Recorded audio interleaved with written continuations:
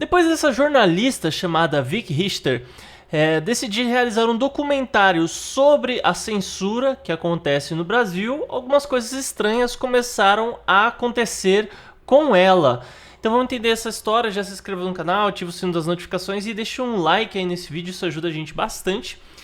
Então a Vicky, ela havia falado que ia fazer um documentário sobre o que ocorre aqui no Brasil, porque a gente tem denúncias de que existe censura em nosso país, né? Muito disso é relacionado ao chamado inquérito das fake news e inquérito das milícias digitais, porque através desse inquérito o ministro Alexandre de Moraes, ele tem o poder de apagar qualquer publicação, até mesmo qualquer perfil, sem precisar explicar nada para ninguém, sem precisar contar nada para ninguém.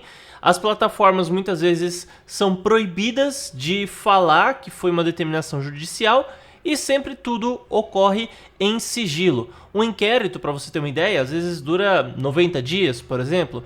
E no caso desses inquéritos, a gente está vendo coisas de 4, 5 anos. São inquéritos, assim, praticamente intermináveis, né? E essa jornalista, ela viu tudo isso, né? E decidiu, então, vir ao Brasil. Começou a colher depoimentos de várias pessoas que vêm denunciando isso, principalmente os deputados, né? Porque existe um mover aí para que acabe a chamada imunidade parlamentar. Muita gente vai falar assim, não, mas não é que acaba a imunidade parlamentar, é que precisa definir o que pode e o que não pode falar. Só que justamente hoje, se você critica uma outra pessoa, se você xinga uma outra pessoa, você pode ser processado por conta disso. Calúnia, difamação, tudo que você possa imaginar aí. E em outros países, como por exemplo nos Estados Unidos, calúnia e difamação não é que não exista, é que você só consegue processar alguém por conta disso se for comprovado que aquela pessoa realmente queria te prejudicar, principalmente de forma financeira quanto aquilo. Então, se por exemplo, você é um concorrente, você fabrica um produto e você critica a pessoa que fabrica outro produto inventando mentiras sobre ela. Então, cabe um processo. Mas agora se você fala, por exemplo,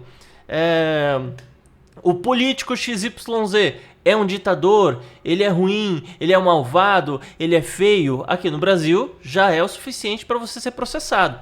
Só que como que a gente vai então contornar o fato de termos políticos que estão no sistema e não podem criticar o sistema? Então eu voto no cara, o que eu espero que ele me represente. Então foi criada a imunidade parlamentar justamente para que ele possa criticar qualquer pessoa, principalmente do governo, e ele possa me representar. Ele não pode ser censurado por conta de suas palavras, não pode ser prejudicado, não pode ser processado, não pode sofrer um inquérito por conta disso.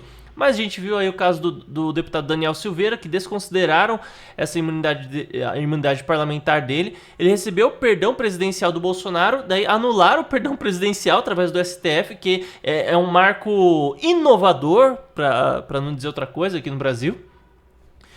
E a gente teve também o Nicolas Ferreira, que começou uma investigação porque ele disse que o Lula é ladrão. A gente viu aí o deputado Marcel Van Hatten, que criticou um delegado da Polícia Federal, né? Foi iniciado um inquérito aí sobre isso. Então, a Vicky Richter, que é uma jornalista independente, é uma jornalista alemã, ela mora nos Estados Unidos, mas é alemã, ela veio aqui pro Brasil e falou, vamos ver que história é essa, né? Vou fazer um documentário sobre isso aí.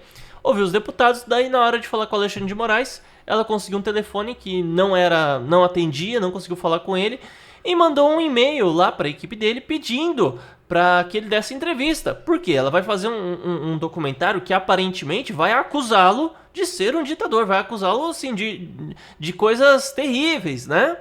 Então, por conta disso, se ela é uma jornalista, se ela tem o mínimo de sensatez, se ela é realmente profissional, ela tem que chamar a parte contrária para que ele possa falar, para que ele dê entrevista. Não foi respondida, mas entraram em contato com ela e coisa de 40 minutos depois de um outro jornalista entrar em contato com ela, saiu uma matéria difamatória. Negacionista alemã se infiltra na Câmara para doc sobre liberdade de expressão. E começaram a falar uma porrada de coisa dela aqui.